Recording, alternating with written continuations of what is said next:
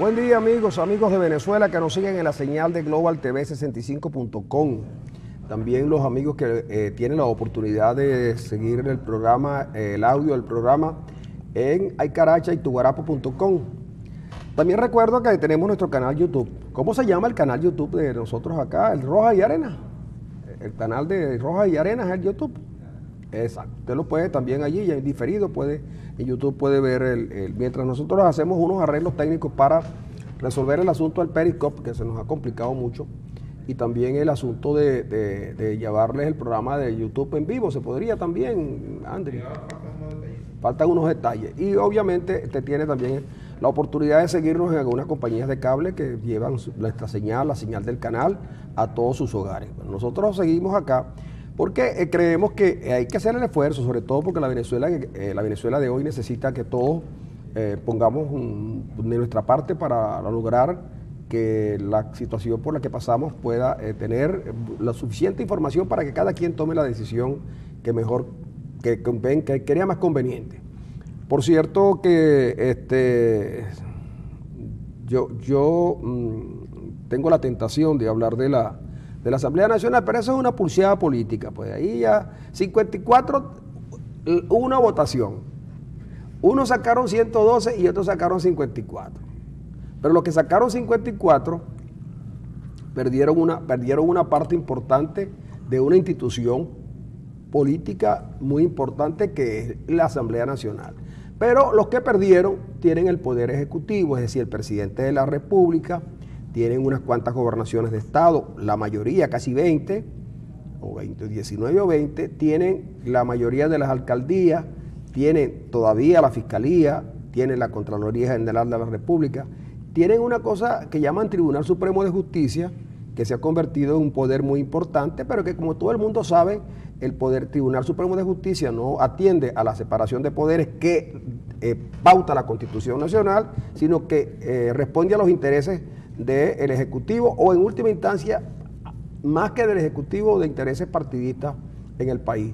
Y por supuesto, el gobierno sigue teniendo una profunda influencia en la Fuerza Armada, porque basta con ver las declaraciones del señor Padrino para darse cuenta que, a pesar de que la oposición ganó las elecciones a la Asamblea Nacional con una mayoría abrumadora, no tanto de diputados, sino de votos, a la Asamblea Nacional no le iba a ser fácil. Entre otras cosas, porque lo que sí fue fácil fue apoderarse de todas las instituciones. Aquellos que llegaron un día al poder, después de un golpe de Estado, llegan al poder porque el venezolano le permitió participar en el proceso electoral, y poco a poco, por errores y por ventajas que tenían, lograron hacerse de casi todo el poder en el país, copar todas las instituciones. Pero esos son momentos difíciles, pero no definitivos. Difícil era ganar la Asamblea Nacional. Difícil era tener 112 diputados. Ahora, yo me imagino que de 3 en 3, ¿cuántos días faltan para que de 3 en 3 la sala electoral rebane definitivamente la Asamblea Nacional? No, falta su poquito. Fíjense ustedes que ayer, por ejemplo, Héctor Rodríguez, que es la figura más emblemática del gobierno, la figura emergente, en cuestiones legislativas, le hacía la sugerencia a los diputados de la oposición que se pasaran para el gobierno, como unos William Ojeda cualquiera, como los Ricardo Sánchez. Oye, pero además, yo estoy de acuerdo que la gente se pase para el gobierno si el gobierno estuviera haciendo las cosas bien, o si la perspectiva del gobierno fuera la buena. Pero imagínense ustedes que hoy lo único que el gobierno tiene, no es ideología, por cierto, no es la ideología del socialismo del siglo XXI, lo único que el gobierno tenía era dinero. Lo único que el gobierno tenía era dinero, y que lo repartía a manos llenas, fuera y dentro. Ojo, que quede constancia que los de dentro eran poquitos los que se lo cogían, y los de afuera también. Pero hoy el barril de petróleo está en $24. Y todavía están discutiendo a dónde es que va a ir Maduro a dar su informe, si en la sala constitucional o en el Parlamento. Pues que vaya donde tenga que ir, pero que le diga a los venezolanos cómo va a afrontar la baja dramática de los ingresos. Y además que vaya y le explique a la gente cómo fue que después que expropiaron una cantidad de empresas en producción, ahora las tienen paralizadas. Isidor ahora produce un cuarto de lo que producía cuando ellos llegaron al poder.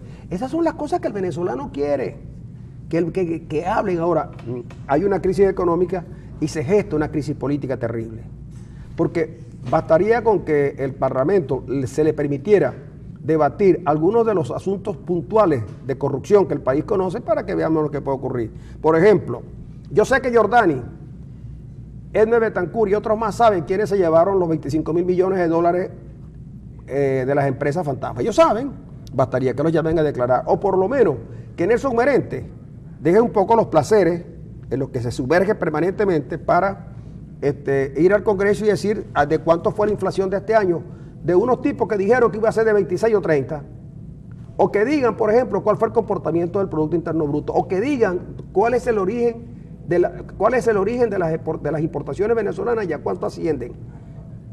Ayer nada más, una empresa que le presta servicio a Venezuela, American Airlines, acordó tirar a pérdida 593 millones de dólares que el gobierno venezolano le debe. Pero hay algunos que no tiran a pérdida nada. Hay algunos que en algún momento van a cobrar. Y cuando todas esas cosas estén allí, más el accionar de la comunidad internacional, entonces hablaremos. Hoy, quizá en la pulseada, aparente que el gobierno está ganando, pero yo que sé cómo terminan estas partidas de pulseada. ¿Tú pulseaste alguna vez, Arena? Perdí siempre. Siempre perdiste, pero nunca tuviste un momento en que estuviste dominando. Exacto. Pero, vamos aquí para que vea cómo es la pulseada. Pero no puede seguir porque tanto pujar. Entonces, cuando se pierde la fuerza en la pulseada, Arena, sí, se derrumba todo. Se derrumban todo y se aflojan los esfínteres. Y fíjate, la crisis, tú lo has dicho bastante bien, es decir, hoy amaneció el petróleo a 24 dólares el barril. Es una caída sostenida de los precios del petróleo. Entonces, en lugar de enfrentar esa situación, el gobierno empieza no a gestar, porque la crisis está larvada desde hace tiempo, empieza a profundizar lo que definitivamente pudiera convertirse en una crisis de gobernabilidad, en la que ellos no pueden gobernar porque están paralizados, y están paralizados porque han perdido el poder y no quieren reconocer que es verdad perdieron unas elecciones. Y se paralizan mientras que la crisis económica sigue profundizándose, y el gran perdedor, realmente el apagatodo aquí es el ciudadano común y corriente.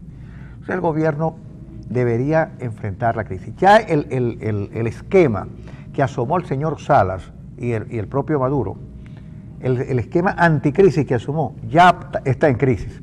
Y está en crisis no desde ahora, está en crisis desde hace como 12 años. La formulación del Plan de la Patria es un proyecto en crisis.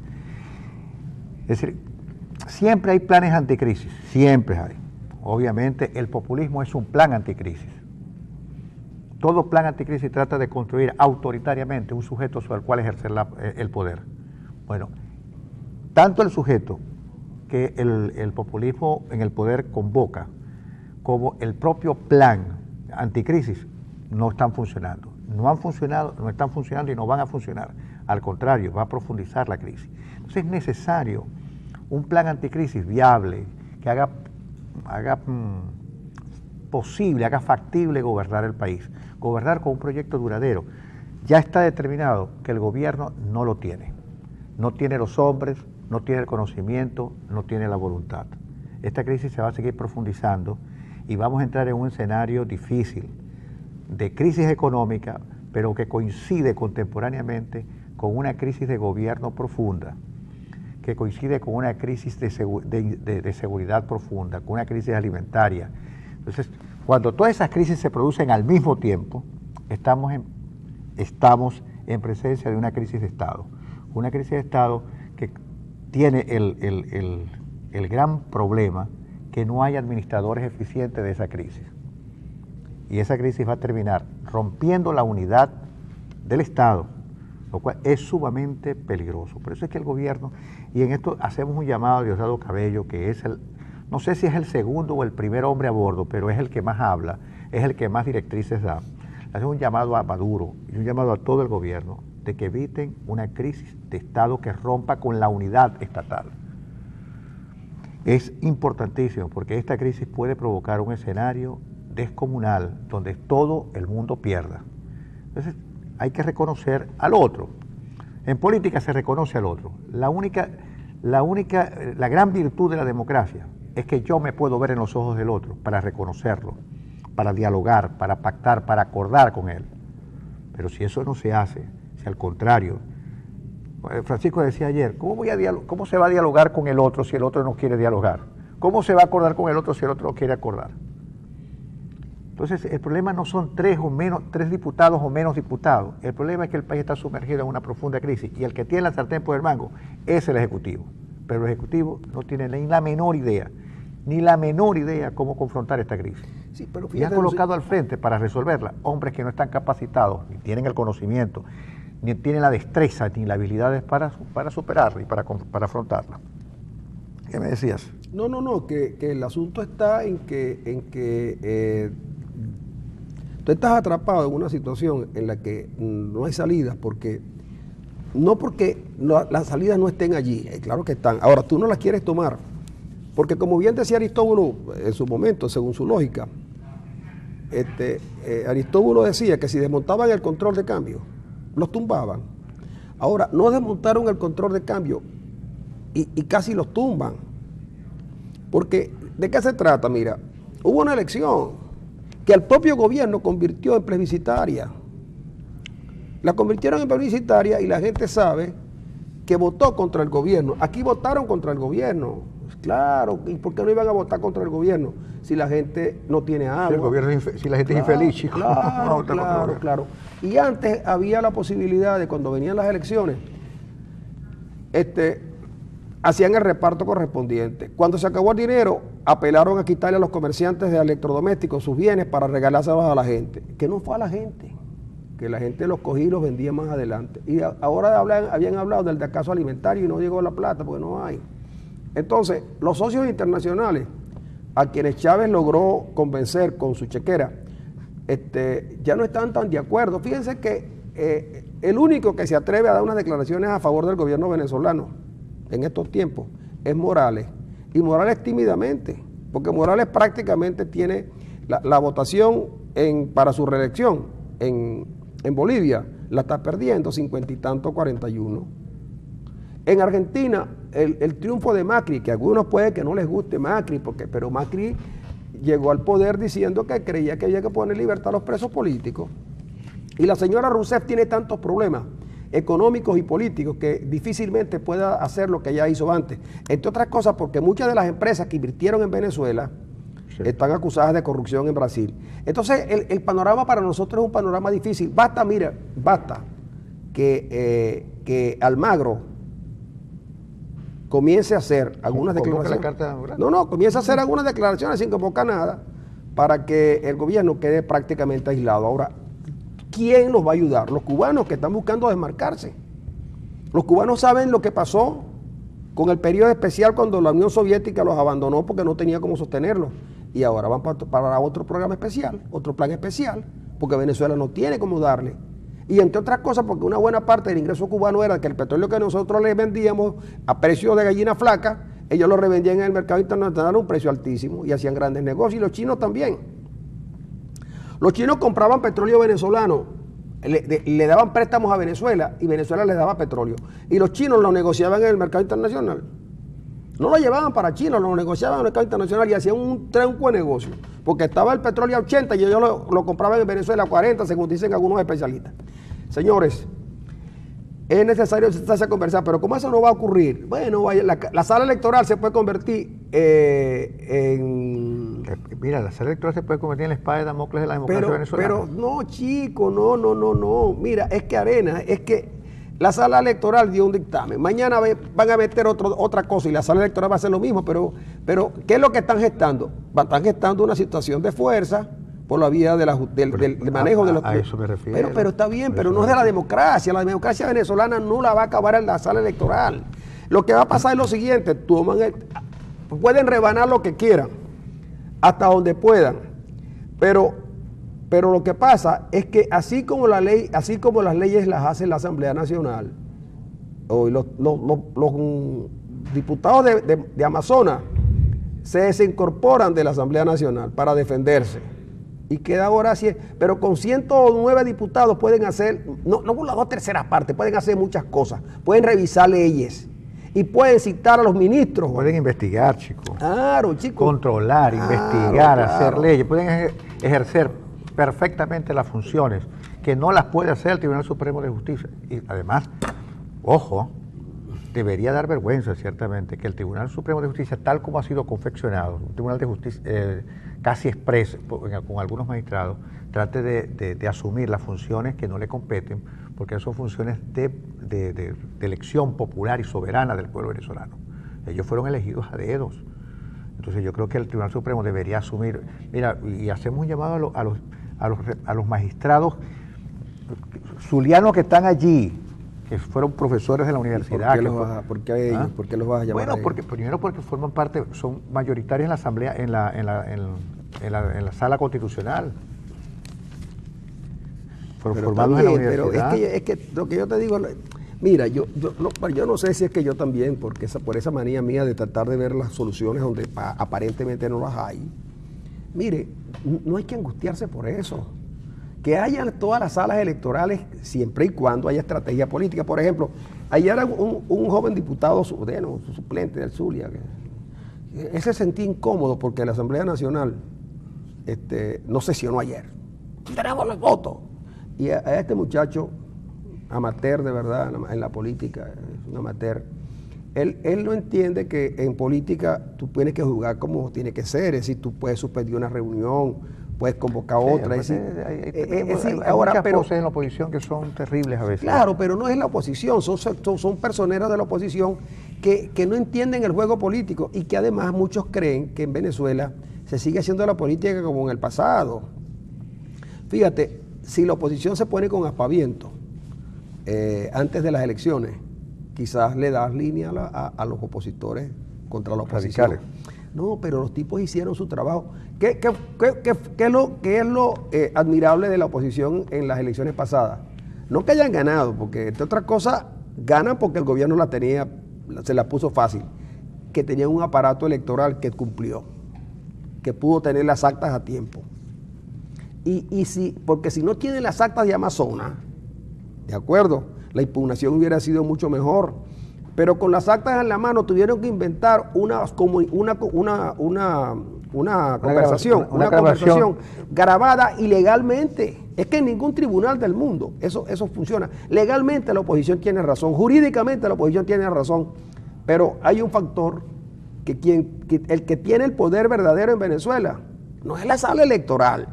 No. La sala electoral simplemente es un instrumento. El poder, ustedes saben quién lo tiene. Ese es el poder. Ese poder que le parece que es un acto poco patriota, el que en el Parlamento se saquen unas imágenes de un presidente de la República o de un expresidente, pero no le parece poco patriota que las banderas de un país que no es el nuestro ondeen en los cuarteles. Inclusive en el Tribunal Supremo. Bueno, pero para que tú, entonces fíjate lo siguiente, sí, el problema es que de esas cosas no se habla, pero hoy se tiene que hablar de eso. Hoy hay que hablar de esas cosas y es peor. Un día de esto mira, yo quisiera que me contaran, que lo contara alguien, que me lo escribiera acá, qué ha pasado con el resto del país, que iban a embanderar todo el país. Yo no he visto Maracaibo embanderado.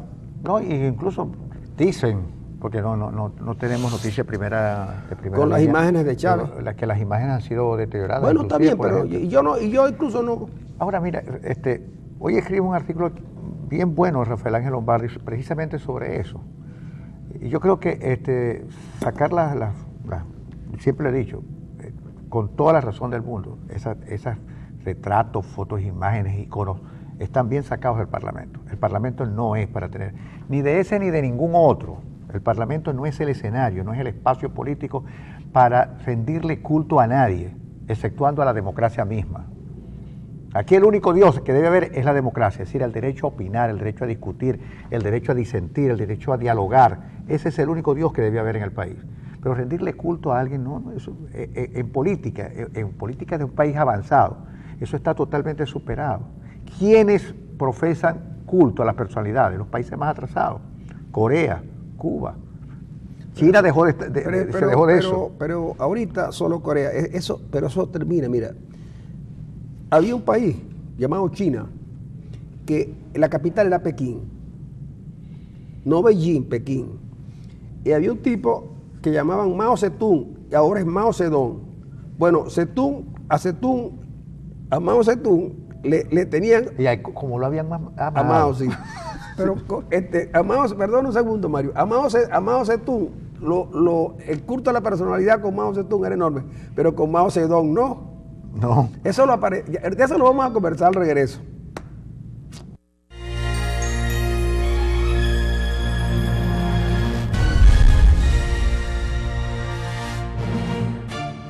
Plácido Domingo, que está por cumplir, o está cumpliendo hoy 75 años. Bueno, ahí de verdad que malagueña salerosa. Oye, tú sabes que Plácido Domingo canta bien esas canciones mexicanas, y obviamente que Plácido no es un cantante de música mexicana, sino es un tenor que efectivamente... Eso puede hacer cualquier cosa. Sí, pero lo que te quería decir es que él se arriesgó con la música mexicana, entre otras cosas porque él vivió mucho tiempo en México, ¿no? Pero lo hace tan bien que no desmerita frente a las grandes voces de la canción ranchera. Es más, esas canciones que fueron, digamos, éxitos en la voz de Negrete, de Pedro Infante, de Tony Aguilar, Graciela Mejía, e incluso Javier Solís, él las canta con una facilidad y que provoca seguirlas oyendo. Le da ese toque particular que tiene su voz. Y nosotros aprovechamos que Manuel está bastante... Sí, Manuel además quiere hacer un auto-homenaje a sus ojos, ¿no? A sus ojos, sí. Sí. Qué bonitos ojos tienes debajo de esas dos cejas. Sí. Bueno, yo no diría bonito, diría qué grandes ojos tienes debajo de esas dos cejas. Pero bueno, dejemos esa cosa para otro momento. Pero te comentaba, Arenas, que mira, lo que pasa es que el proceso electoral fue tan rápido y que mucha gente todavía no asimila eso. Por una parte, el gobierno no entendió el mensaje que la gente le envió. El gobierno no quiere reconocer que perdieron el favor popular. Pero tú sabes que ellos en la campaña ocultaron a Maduro. Trataron de desaparecerlo. Sí, no, en la propaganda del partido de gobierno no aparecía Maduro, pero aparecía mucho Chávez. Y la gente pusieron a Chávez porque Chávez pudiera, digamos, interesar más a los votantes. Y efectivamente, la oposición aumentó apenas 400 y tantos mil votos con respecto a la elección anterior, pero el gobierno no creció y al contrario perdió votos de gente que en algún momento no votó por ellos ni votó por la oposición, pero que no se sabe si agudizándose la situación económica del país, que se va a agudizar. Mira, eso que nos dice lo que nos está diciendo el periódico de hoy, a 24.70 el barril de petróleo, es grave porque nosotros no producimos nada más. Y lo más difícil de todo es que tenemos que pagar lo que pedimos prestado. Entonces, a mí me da la impresión que más que hacer trabajo de culto a la personalidad, lo que se trata es de tratar de atender a las personas.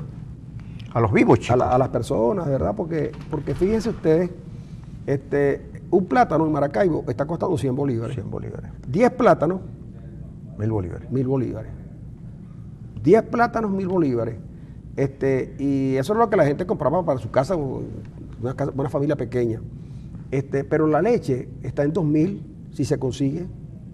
Y sigue el problema con el papel higiénico, y hay problemas con el café, y hay problemas con el azúcar, y hay problemas con la carne. Fíjate que ayer reaparecieron las colas en los 3 grandes supermercados de Maracaibo, pero colas enormes, fíjate. Donde hay productos regulados, ahí está la cola. Y el asunto de la salud sigue siendo el más grave. A veces uno compara el problema de la salud con el problema alimentario, que es grave, pero uno se da cuenta que el problema de la salud es una emergencia, chicos. No hay absolutamente nada en la farmacia. Aquí en el Zulia hay chikungunya, zika y dengue, y la gente no consigue un acetaminofén. Y hay otra enfermedad por allí que es muy grave todavía. Bueno, dicen que hay una, Guillain-Barré, una cosa. Guillain-Barré, una cosa, que es una cuestión neurológica, y ya por ejemplo la gente de la cuestión de la salud ya reconocen que hay 23 casos de ese tipo en el Zulia. Fíjate, la salud se ha ido deteriorando. Entonces, en lugar de dar respuesta a eso, se da respuesta a otra cosa. No, hay que asumir el gobierno, hay que gobernar. Hay que gobernar. Gobernar para hacerlo bien, porque el principal objetivo del gobierno es la gente. Pero resulta que aquí se olvidaron de la gente Uno ve las colas, grandes colas de gente, y de gente buscando farmacia tras farmacia, los anticonvulsivos. Eso desapareció del país. La gente tiene que traerlos de Colombia a un precio exorbitante. Es decir, el Tegretol y el otro, ¿cómo se llama?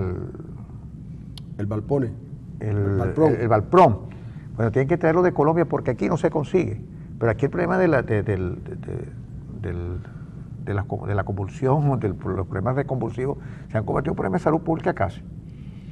Entonces, mira, el problema de la salud, el problema alimentario, el problema de la inseguridad. Hoy están llamando a una reunión urgente con el gobernador por el problema del sicariato en el Zulia. Es una cosa increíble, chicos. Pero cuando tú se lo decías hace meses atrás, no hacían caso. Es que a ti no te llama la atención que los delincuentes andan con granadas, con Kalashnikov.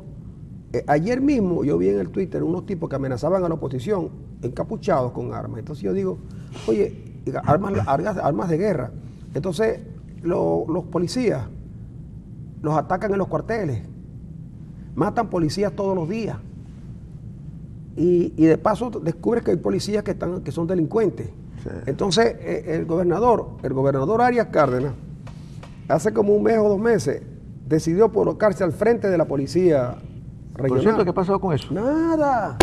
El gobernador decidió, el gobernador del estado Zulia decidió que él se iba a poner, porque es que él piensa que cuando él le dijera a la delincuencia, mira que ahora voy a estar yo, los delincuentes iban a temblar de miedo.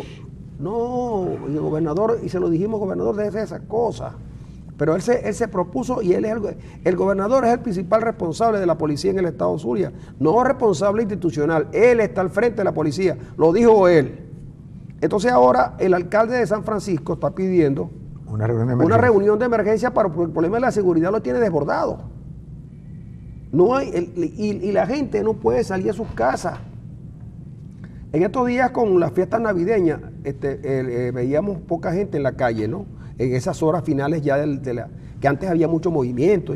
Y a algunos estudiantes preocupados hicieron no fue una encuesta porque no guardaron las normas elementales para hacer una encuesta, pero sí estuvieron haciendo consultas con los comerciantes y con la gente de la calle que estaba todavía.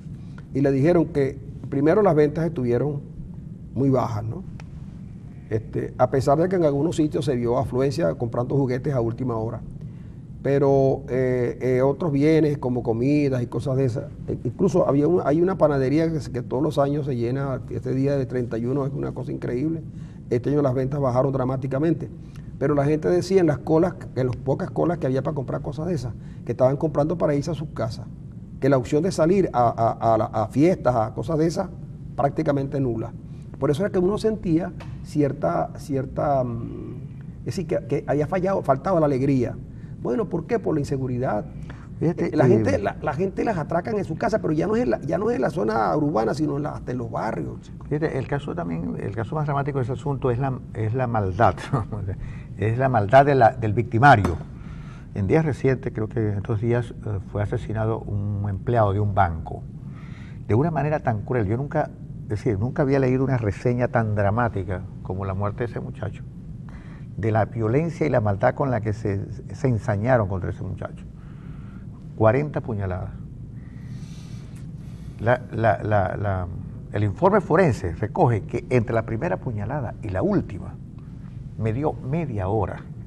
Media hora. Si la primera puñalada se la dieron a las 5:30 y la última 5 para las 6. Una cosa impresionante de cómo el victimario asume una maldad, pero fuera de todo parámetro, con respecto a sus víctimas. Y uno se pregunta, bueno, ¿y qué fue lo que nos pasó, pues? ¿Qué fue lo que nos pasó? ¿Cuándo fue que cambió esta lógica criminal en el país? Empezó a cambiar cuando se sembró el reino de la incertidumbre, cuando nos instalamos en el reino de la impunidad, cuando se empezó a llamar a los malandros bienandros, cuando se empezó a darle carta blanca a la delincuencia. Allí empezó este asunto. Bueno, acuérdate que cuando hicieron aquella división entre buenandros y malandros, y los buenandros vengan a Miraflores. Pero yo quiero hablarte, ahora que estamos hablando de estas cosas, quiero decirte que por primera vez, después que se supo de la detención de 2 venezolanos en Haití por la DEA y que fueron trasladados a los Estados Unidos y que posteriormente se descubrió que los jóvenes estaban en Haití, viajaban con pasaporte diplomático, cosa que todavía no ha sido totalmente esclarecido, porque son los organismos de seguridad norteamericanos poco informan en Venezuela de sus andanzas. Y se señalaba que un par de jóvenes, unos jóvenes señores, eran familiares muy cercanos de la primera dama de la República, y muy conocidos del presidente de la República. Pero a pesar de que eso se comentaba, y que un abogado de los jóvenes allá, de los tipos allá en Estados Unidos, haya manifestado que sí, que efectivamente eran sobrinos, la diputada Flores no había dicho absolutamente nada. Hasta ayer, ¿no? Hasta ayer que reconoció, pero dijo una cosa que a mí me parece que, alcánzame a ver si tenemos ahí la versión final, porque lo que quiero es tomarlo directamente para evitar hacer algún tipo de juicio que no se atenga a la verdad. Ella dice, y ya lo había dicho Diosdado Cabello, y por eso quiero planteártelo ahora.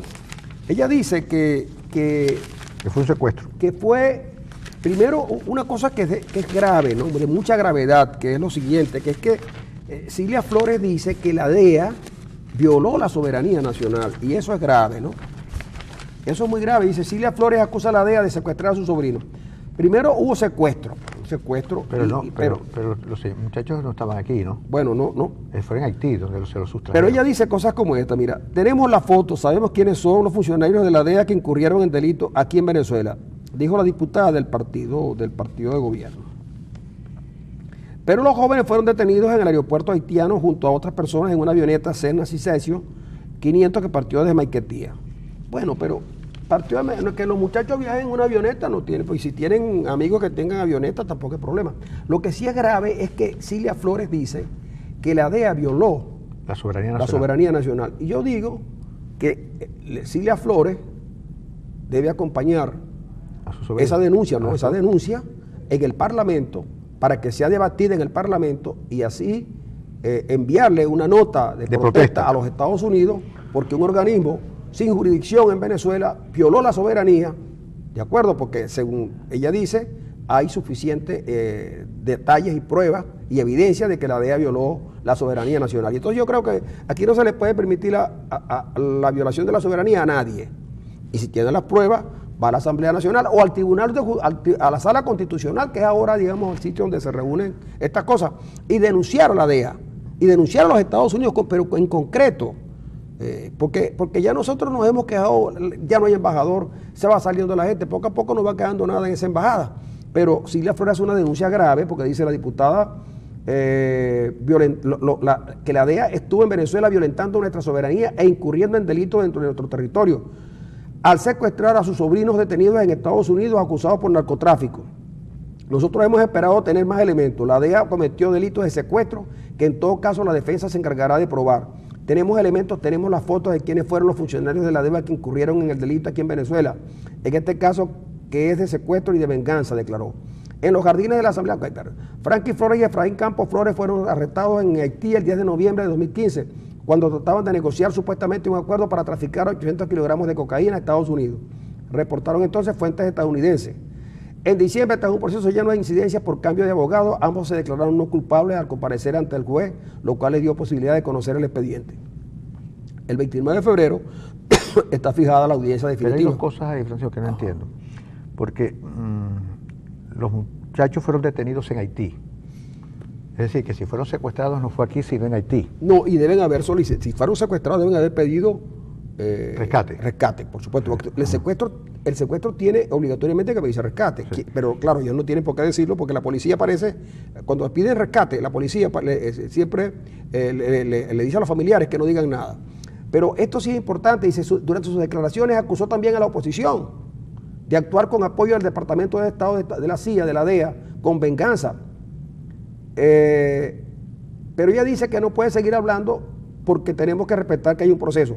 Ahora, fíjate tú lo siguiente, esto se pone un poco más difícil, entre otras cosas, y yo creo que lo tratemos exhaustivamente, con toda la responsabilidad del caso, porque ella está acusando a la oposición de trabajar para el Departamento de Estado. Es probable que algunos miembros de la oposición sean agentes de la DEA. Yo no sé, Francisco, porque esas son acusaciones que se han hecho aquí demasiado sostenidas durante tanto tiempo. Siempre hay un enemigo externo, o un enemigo, en este caso, interno y externo al mismo tiempo. El caso es que el fondo de la cuestión todavía está allí, ¿me entiendes? Lo que tiene que hacer la señora Flores es esperar que comience el juicio, y los Estados Unidos o las autoridades norteamericanas deben tener argumentos para acusar a estos muchachos y que los venezolanos presenten sus argumentos para defenderlos. Pero eso es estar señalando abiertamente. Pero los muchachos ya decidieron, los señores estos que están presos, los sobrinos, vamos a llamarlos los sobrinos. Los sobrinos no tienen dinero para pagar la defensa, porque ellos se declararon no culpables y cambiaron los abogados, porque los abogados que tenían cobraban mucho real. ¿Y quién iba a pagar eso?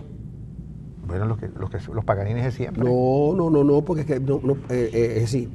Una cosa es que ellos viajen con pasaporte diplomático, y otra cosa es que el Estado venezolano les vaya a pagar la defensa. Por eso es que ellos, al no tener dinero, pues esa gente no tiene... Pero según lo que uno lee en la prensa, eran grandes yates, grandes camionetas. Eso no está probado. Es probable. Bueno, pero lo dice la prensa. Pero tú sabes que... Lo dice la prensa internacional, algunos periódicos nacionales suscribieron esa información. Pero en todo caso, el fondo de la cuestión es que es un delito gravísimo. No, pero mira, aquí hay fíjate, por ejemplo, están acusados no de arrollar una ancianita, están acusados de narcotráfico. Bueno, hay que investigar eso y las autoridades lo investigarán. No, chicos, y si son inocentes esos venezolanos, deberán ser reivindicados. Chicos, aquí se hizo un esfuerzo por sacar al Chacal, que él mismo reconoció que tenía tantos muertos como Fidel Castro, el Chacal, y se hicieron esfuerzos por sacarlo. Y estos muchachos, si son estos sobrinos, si son inocentes, hay que buscar la manera de sacarlos también. Es más, yo creo que se debe hacer un esfuerzo, porque si es como dice Silvia, si son inocentes. Bueno, está bien, Arena, pero en principio tú tienes que partir de la idea de que si ellos se declararon no culpables de los delitos que le están formulando, esos jóvenes, los sobrinos pueden ser inocentes y hay que ponerlos en libertad. Lo único es que aquí dice también que lo que agrava el asunto, lo que me llama a mi preocupación, que a lo mejor los condena siendo inocentes, es que ella dice que esto forma parte de un ataque de la derecha internacional en contra de la llamada Revolución Bolivariana, que se dio justo cuando el país suramericano comenzaba la campaña electoral para la legislativa. Sin embargo, Flores, que es uno de los 55 diputados que logró ganar el chavismo en estos comicios, un número que lo convirtió en minoría por primera vez en 15 años, aseguró que quienes intentaron afectarla no lograron el objetivo. Ella dice que no lograron el objetivo, pues ella ganó la elección en Cogede, pero lo que no se dice es que Silvia, cuando fue candidata, era por Caracas, esta vez no fue por Caracas, sino por Cogede. Y en fin, yo creo que esto es importante. Esperemos al 29 de febrero, si es que no se vuelve a suspender. Claro. Ahora, ¿tú crees que la Fiscalía de los Estados Unidos, esos tipos que son tan... Mira, ¿tú sabes quiénes son los pichirres, los americanos? Chacho, eso es un juicio que cuesta dinero. Cuesta dinero. Entonces resulta que cuando estos muchachos se declaran no culpables, tienen que ir a juicio y tienen que aportar pruebas. Yo estoy convencido que son inocentes. Porque yo no estoy tan convencido de eso. Yo creo que aquí aquí han acusado mucha gente, Arena. Sí, yo sé, pero también se han abierto muchas oportunidades para malos negocios y para negocios irregulares, para negocios Bueno, ¿qué se iba a imaginar uno, por ejemplo, no, es que tú tienes razón en esto. ¿Qué se iba a imaginar nosotros los venezolanos, que un magistrado militar, que había sido fiscal militar, fíjate ese caso, que fue magistrado del Tribunal Supremo, que era el hombre que sabía la cosa, chico, estuviera vinculado a Maclet, que dicen a mí tampoco me consta que Maclet sea narcotraficante. Pero Maclet lo dijo, ¿no? Pero Maclet dice, Maclet dijo una cosa de esta, y si el avión salió de Maiquetía y salió por la rampa 4, culpable soy yo nada más, como dice el Puma. Y luego viene el caso del avión aquel de Air France, donde mandaron un poco de maletas con droga. La droga llega a Francia, capturan en Francia a unos italianos, en Venezuela hay un juicio contra un poco de gente, que por cierto tienen preso a un poco de gente que no tiene nada que ver con eso, que estaba allí, no tenía nada que ver con eso. Pero sí se sabe quién era el jefe de la seguridad del aeropuerto en ese día y de quién es familiar. Pero bueno, como eso no importa mucho, lo que pasa es que los británicos agarran preso a un británico, que es un hombre difícil, y él le dice a unos colombianos con que están negociando, le dice, yo puedo meter droga desde Venezuela y desde Santos en Brasil, y lo puedo llevar a Valencia en España o a otro lugar que no recuerdo. Y yo fui el que metí la droga de Air France, para echársela. La policía española le pone el guante. Pero le vienen haciendo un seguimiento a este hombre.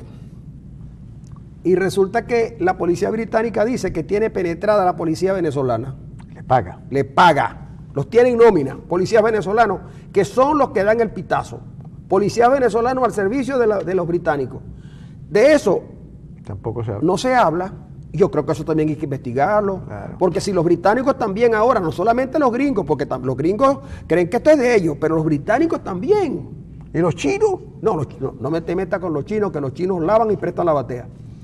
El asunto es planchan. Y planchan. El asunto es que hubo la denuncia en España y no se dice nada. Igual que un caso, mira, que tendría que discutirse y el país estudia la posibilidad de defenderlo públicamente, que es el señor Rincón. Un señor Rincón que era proveedor de PDVSA, lo hacen preso en Estados Unidos. También debe ser investigado.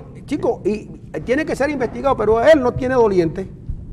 Debería Roberto Rincón, nadie. Debería tenerlo porque tiene mucho dinero. Pero está bien, Arenas, que tenga dinero, pero tiene que tener doliente, porque lo que no puede ser, Arenas, lo que no puede ser es que a Roberto Rincón, un nacional, que de paso es un hombre que es un inversionista, que es zuliano.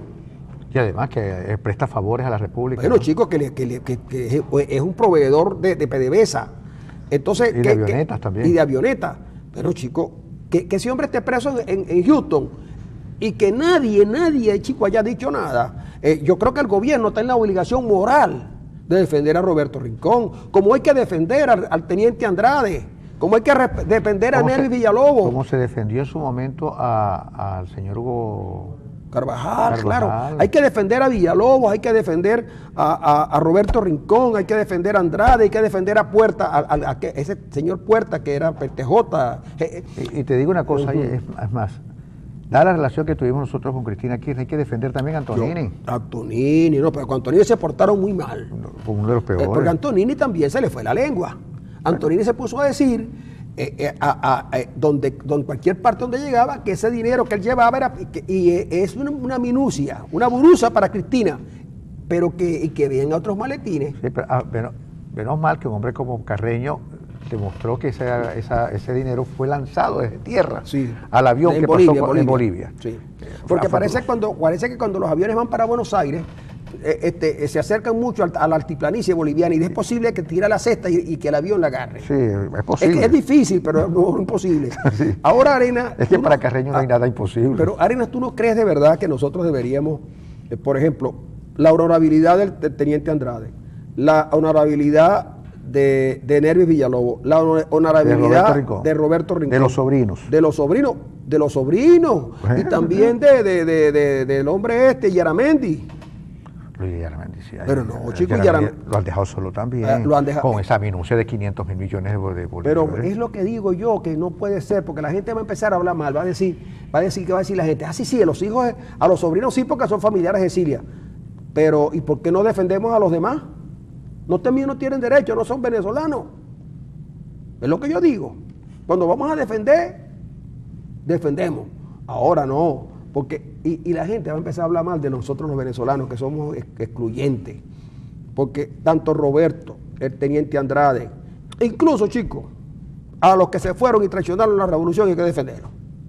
A Ponte, a Velázquez Alvaray, a Rafael Licea, a Alianza Salazar. A esos tipos hay que... Claro, porque es que la revolución también tiene malos hijos, pero también debe... No, pero es que andaban en malos pasos, porque si se defiende a los sobrinos, hay que defender a los demás también, porque los demás también son venezolanos y tienen derechos. No, y además de eso se la jugaron también en esos momentos. Claro, no, y colaboraron Arenas, porque tú no me vas a decir a mí que Roberto no ayuda en la campaña. Ayudado de muchas maneras, ¿viste? Bueno, Arenas, pero... Y además para poner el buen gusto de los venezolanos en muy alto, porque la fiesta que hizo en España fue de lo mejor. Claro, no, sí, el pollo brito y que gozó mucho. La Ana María Simón y que bailó hasta la madrugada. Pero yo te voy a decir que esta cosa, mira, hay que llevarlas con prudencia, pero no se puede flaquear, porque son venezolanos que pasan por una mala hora. Pasan por una mala hora, pero hay que entenderlo. Fíjate que los cubanos, a mí no me gustan los cubanos por lo siguiente, porque los cubanos cuando descubrieron que Raúl Castro y compañía tenían un aparataje para traficar con drogas del cartel de Medellín, al general Ochoa lo mataron, lo fusilaron inmediatamente. Ahora, Francisco, todas estas cosas también hay una variable que no puedes dejar de tomar en cuenta, que es que hay relaciones que se establecen entre la delincuencia y lo que no son delincuentes, mediados por el amor. Incluso ahí puede haber muchas de esas cosas. Fíjate lo que le pasó al Chapo y a Key Castillo, que establecieron una relación amorosa. Yo quisiera que ese punto, el amor lo vamos a tratar, pero yo voy a una sola cosita para ir a comerciales. Mira, Arena, tú sabes que yo estoy preocupado, porque van a agarrar a Rafael Ramírez un día de esto y nadie lo va a defender. Pero Rafael Ramírez sí puede tener dolientes. No. Mira, Eulogio del Pino. No, el problema es que Eulogio del Pino, después que tomó el agua del Guarapiche, sí. Ya no es tan del Pino, es más Eulogio. Señores, vamos a la pausa.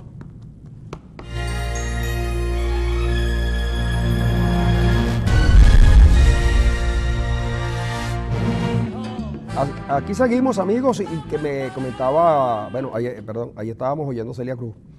Oye, usted abusó, Willy Colón, ¿verdad que? ¿Cómo se abusa? Y de esa música, claro, las cosas van cambiando, y de esa música ya prácticamente no queda nada, a pesar de que Willy Colón sigue tocando y sigue siendo un ejecutante de primera del trombón. Sin embargo, la música ha perdido algún encanto, pero en algún momento vuelve la música tropical. Tú te refieres a la salsa, ¿no? Sí, en algún momento vuelve la música tropical a tener un buen momento, ¿no? Y cuando eso ocurra, Venezuela tiene sus músicos preparados para volver a ser, digamos, un centro donde se hacía una buena música. Pero me comentabas algo me querías comentar algo sobre el amor.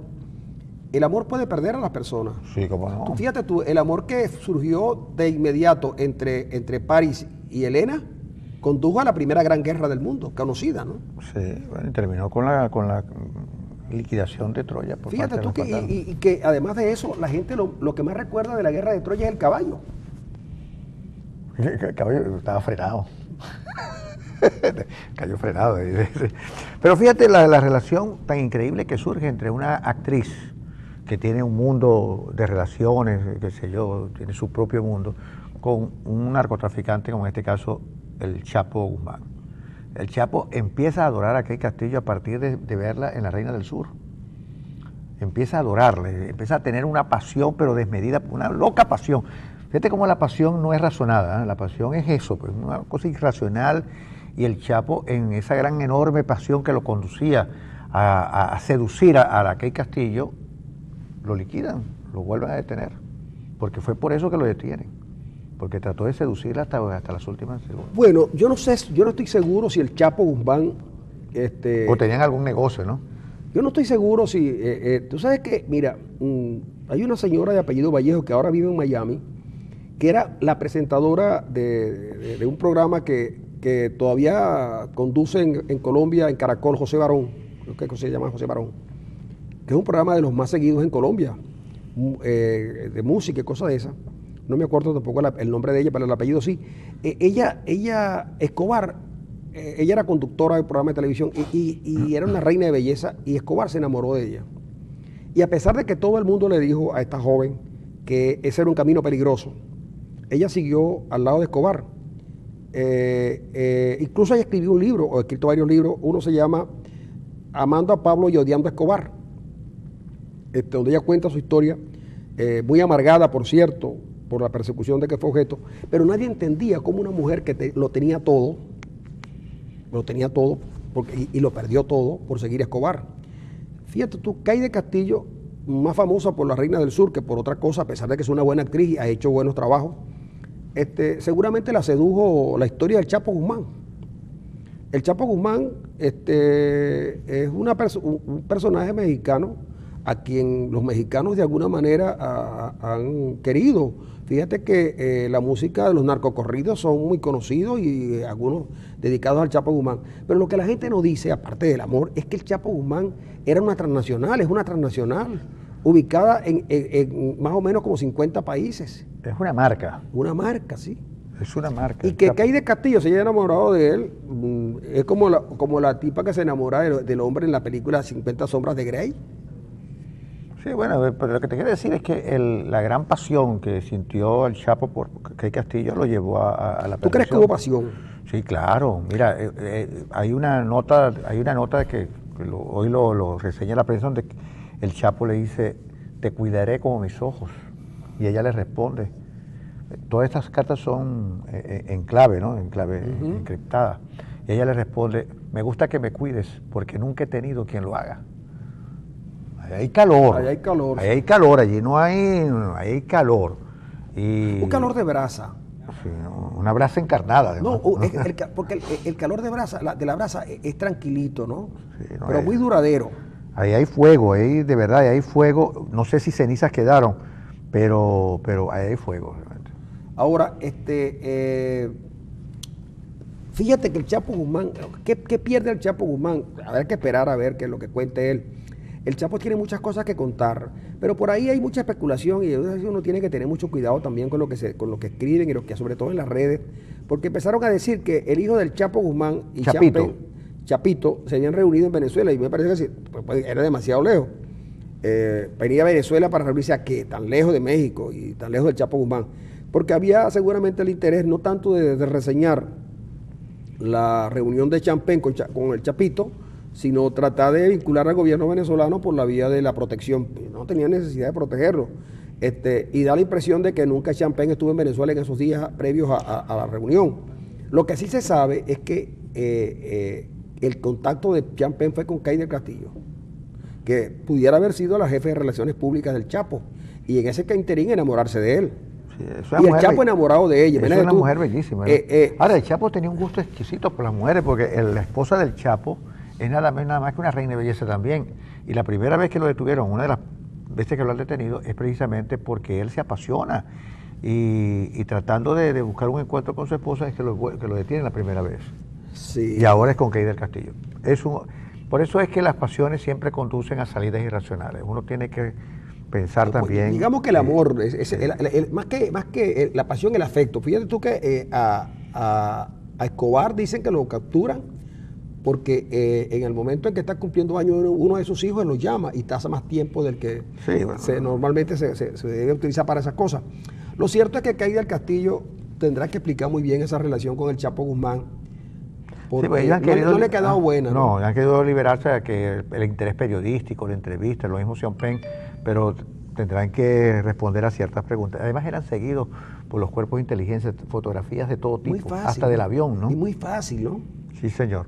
Mira, ayer fue que Obama dio su discurso sobre el Estado de la Unión, el último discurso de Obama en la presidencia, ¿no? Choteado por el secuestro de unos norteamericanos en Irán. Sí, y la verdad es que Obama va a pasar a la historia, sí, señor. De verdad que no hay otra. Y Almagro acusa a Maduro de dar un golpe directo a la democracia. Almagro ha puesto sus puntos sobre las IES, en este caso venezolano. Ha asumido el carácter de presidente de la OEA, de jefe de la OEA, como nadie. Hace bastante tiempo no teníamos noticias de una jefatura de la OEA tan contundente como esta de Almagro, a pesar de que muchas veces se dijo cosas distintas de Almagro, ¿no? Así que... Sí, lo que pasa es que lo que yo te digo, mira, Pepe Mujica tuvo a Almagro como... Almagro era creo que era el canciller de Pepe Mujica. Claro. Pepe Mujica, por cierto, que hizo unas revelaciones bastante difíciles, ¿no? En el día pasado. Hizo unas declaraciones a los Ricky Martin. Sí, bueno, pero llamó la atención. Pero por eso, no las comentemos. Pero además de eso no le desmerita en nada, ¿no? No, en absoluto, sino que hizo unas declaraciones a los Ricky Martin, que es lo que te estoy diciendo. Sí. Pero resulta que Almagro llega presidente de la OEA y mucha gente tenía desconfianza porque suponían que iba a ser más insulso que insulsa. Sí, resulta que... Pero resulta que no, y luego no ocurre eso, y además de eso, el hombre toma posiciones interesantes. Pero ¿sabes por qué? Yo no voy a poner en tela de juicio la calidad humana de Almagro, pero es que el petróleo ya no da para mucho. No, menos ahora, ¿no? Menos ahora. Así que, oye, me cayó, se me cayó. ¿Te cayó? Se me cayó. Ya el perfil, ya el perfil. El petróleo, mira, Arena, el petróleo, mira, tú dicen, aquí le atribuyeron al Papa de aquella época, Juan Pablo II era, haber tumbado al gobierno, haber acabado con el comunismo. Con la Unión Soviética acabó, ¿sabes qué? Una baja de los precios del petróleo. Claro, y las necesidades de la gente, el hambre. Porque bajaron dramáticamente los precios del petróleo en ese momento y ese aparataje de la Unión Soviética que servía para atender necesidades de otros pueblos, no alcanzó, no aguantó. Y aquí pasó en Venezuela. Mira, todos aquellos que venían a Venezuela a buscar dinero, entre ellos los artistas, porque aquí hay que reconocer que los artistas vinieron a buscar dinero aquí, de Danny Glover, que no ha devuelto los 36 millones de dólares que se llevó. El Champagne se llevó el otro, el Oliver Stone. Oliver Stone. Claro. La señora... Pero a la señora Campbell sí le pagaron por sus servicios. No, ella sí paga. Ella sí entregó lo que venía a entregar. ¿Sí? La señora Campbell, lo dice Bocaranda en su libro. Yo no sabía. No, cuando lees el libro de Bocaranda, mira, en el libro de Bocaranda hay cosas que interesantes, pero la señora Campbell, Naomi, ella sí pagó por lo que se le dio, Pero bien, hubo una transacción, pues. Pero estos señores venían a Venezuela y venían un gobernador y venía gente. Hasta vino una vez un hombre que vino de un pueblo de esos de África. Y entonces le dieron, como allá no había banco, le dieron 12 millones de dólares en efectivo. Y entonces iba con el maletín, lo llevaban los dos. Cuidado, te vas. Pero ahora que no hay nada, ya nadie viene y ya nadie quiere a Venezuela. Yo te lo decía, esto va a pasar, yo te lo dije una vez. Esto va a pasar. El amor y el interés fueron al campo un día. Y cuando Venezuela no tenga de qué vivir, nadie la va a ayudar. ¿Tú crees que los bolivianos, por ejemplo, nos han mandado unas ambulancias para Maracaibo? ¿Tú crees que los ecuatorianos nos han mandado? ¿Tú crees que los brasileños, los uruguayos, los argentinos, a quienes le dimos, cuando Kirchner tenía problemas con el pago a la deuda de Venezuela, Chávez le entregó una cantidad inmensa de dinero? Lo sacó del aprieto y compramos le compramos productos a empresas que estaban quebradas. Leche, por ejemplo. Y al Caribe, para comprar la cuestión, el apoyo del Caribe a la OEA, y resulta que los tipos le estaban dando el apoyo a Guyana y Guyana nos quitó el territorio. ¿Y eso se olvidó? Eso se olvidó, claro, porque porque como nunca lo defendieron. Eso se olvidó. Por cierto, Padrino debería aclararnos el asunto ese, a ver de qué se trató eso, de qué se trata ese olvido. Porque verdad que llama la atención, después de tanta bulla, hemos hecho un silencio pero impresionante y Guyana sigue avanzando. Sería bueno que el general Padrino López nos comente qué pasó con eso. Los venezolanos necesitamos estar informados sobre qué pasó con Guyana. Hay cosas que los venezolanos no deben saber. Porque no se merecen No merecen saberlo. Fíjate tú, por ejemplo, los venezolanos ni venezolanos de ningún tipo tienen derecho a saber qué pasó con la inflación en el año pasado. No tienen derecho a saber cómo fue el comportamiento de la economía. ¿Entiendes? Y tampoco tienen derecho a saber cómo están las negociaciones, si es que hay negociaciones con Guyana. Como tantas cosas, no se sabe qué se hizo con el fondo chino, ni cómo se están pagando las armas rusas, que aquí no crea. Hay muchas cosas, hay muchas telas que cortar. Muchas telas que cortar. Y aquí, por ejemplo, nunca se dijo nada de por qué unos señores que fueron atrapados con dinero del narcotráfico tenían pasaportes diplomáticos entregados por uno que es el presidente de un banco central, que antes era ministro de Finanzas. Así es. Aquí no se supo por qué la plata del país, 14 mil millones de dólares, estaba en un banco suizo. Todas esas cosas tenemos derecho a saber a los venezolanos. No es que no tenemos derecho a saber qué pasó. Porque mira, el año pasado decía alguien que entraron 40 millardos de dólares y no sabemos qué pasó. En 17 años han entrado más de casi 2 billones de dólares. ¿Y qué pasó? Porque no se han traducido en grandes obras, en obras de referencia, porque hay mucha deuda y mucha deuda social. Y sin embargo, el gobierno se jacta de que su obra es maravillosa. No, yo creo que lo terrible es que la gente es infeliz. Y se supone que precisamente el gobierno debe perseguir la máxima felicidad posible de los ciudadanos, especialmente un gobierno bolivariano, porque esa es una frase que corresponde a Bolívar. Pero resulta que de la gran billonada de dólares que entraron, parece que no queda ni un dólar en el país. Y además, bueno, pero fíjate lo siguiente, ya que estamos finalizando el programa de hoy, hoy hay reunión de la Asamblea Nacional. hoy se va a tratar la desincorporación de los diputados de Amazonas. Y obviamente que la Asamblea Nacional tendrá que tomar algunas decisiones. Ahora, que el gobierno las reconozca, esa es otra cosa. Yo recuerdo que cuando Maduro le ganó a Capriles, había algunos de la oposición que no querían reconocer el triunfo de Maduro. Y Diosdado Cabello les dijo ese día en el Parlamento, les dijo, aquel que no reconozca a Maduro, no habla. Ahora resulta que quien no reconoce la Asamblea Nacional es Cabello, que perdió la elección. Sí. Pero a ti no te llama la atención, y yo creo que eso lo van a terminar resolviendo, por lo menos desde el punto de vista de la oposición, para un combate posterior.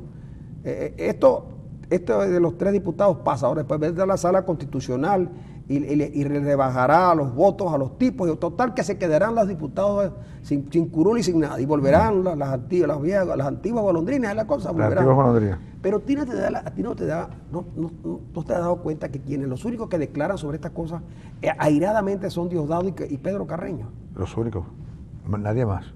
Nadie más, ¿verdad? Nadie más. Carreño ha dicho una cosa increíble de Ramos Alup, porque ese es el lenguaje de Carreño que suele utilizar. Porque es un lenguaje,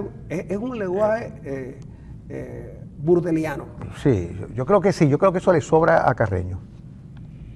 A Carreño le sobra eso. Sí, es un lenguaje, hay que decirlo, es un lenguaje de burdel. Exactamente, porque a Carreño le sobra. Sí, pero también, seguramente también ocurre que como ahora va a tener una Asamblea Nacional donde hay alguna gente que tiene más o menos cierta educación, a lo mejor el roce lo ayuda, ¿no? Sí.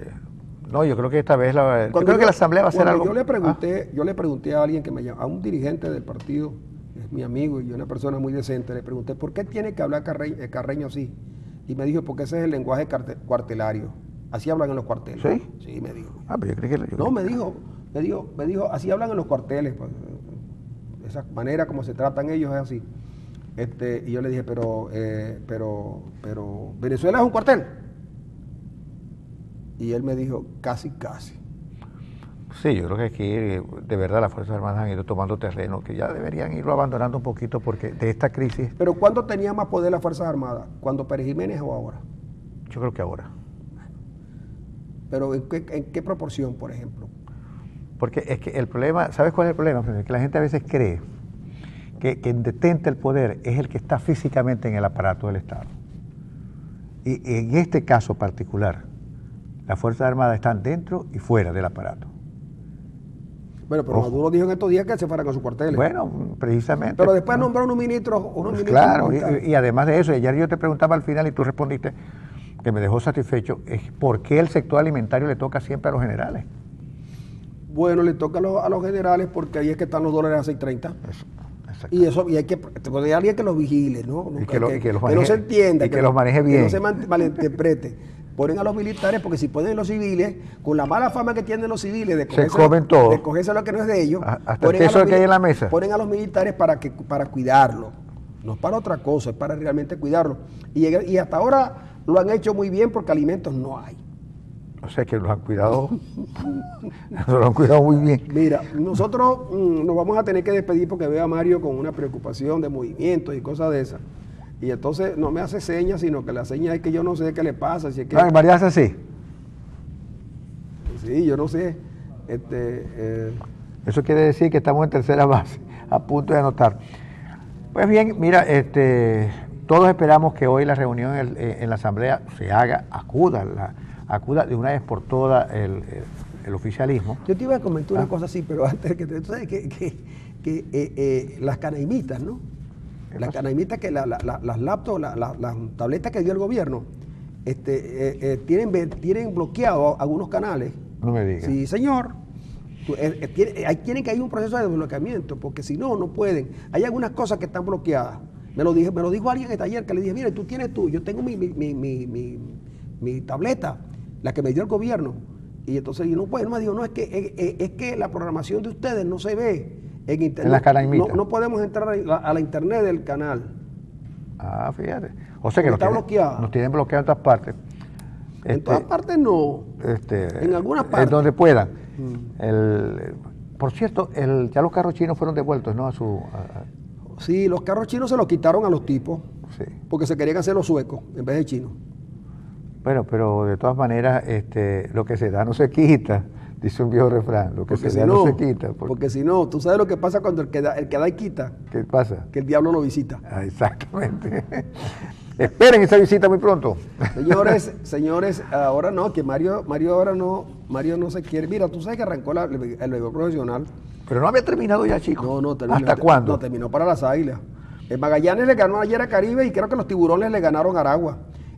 Yo sigo pensando, tú sabes que hay una cosa curiosa en Venezuela, que por primera vez se enfrentan los dos grandes cerveceras, porque los Tiburones y los Tigres son de la cervecería regional, y Magallanes y el otro equipo, y Caribe son de Polar. Ajá. El campeón se definirá entre las dos grandes cervecerías. Ah, fíjate. Como Adidas y Nike. Ok, entonces yo voy a... Como Adidas y Nike. Sí, señor. En algo hemos avanzado. Yo voy a lo más frío. Lo más frío, así es, a los polares. Señores, nos vamos a despedir por el día de hoy porque el tiempo se nos acabó, pero mañana jueves regresamos con ustedes a seguir conversando. ¿Ya mañana es jueves? Mañana es jueves, mañana seguimos conversando y mañana sí, obviamente, vamos a tratar de hacer una conversación acerca de lo que ocurrirá hoy en la Asamblea Nacional y algunas posibilidades de lo que puede pasar en el país. Oye, por cierto, pero digo, no se pierdan hoy el juego Barcelona-Español. Hoy, el juego de Barcelona-Español por la Copa del Rey, en la Copa del Rey. ¿Lo irán a dar por televisión? No creo. Señores, un placer. Mañana nos volvemos a vernos.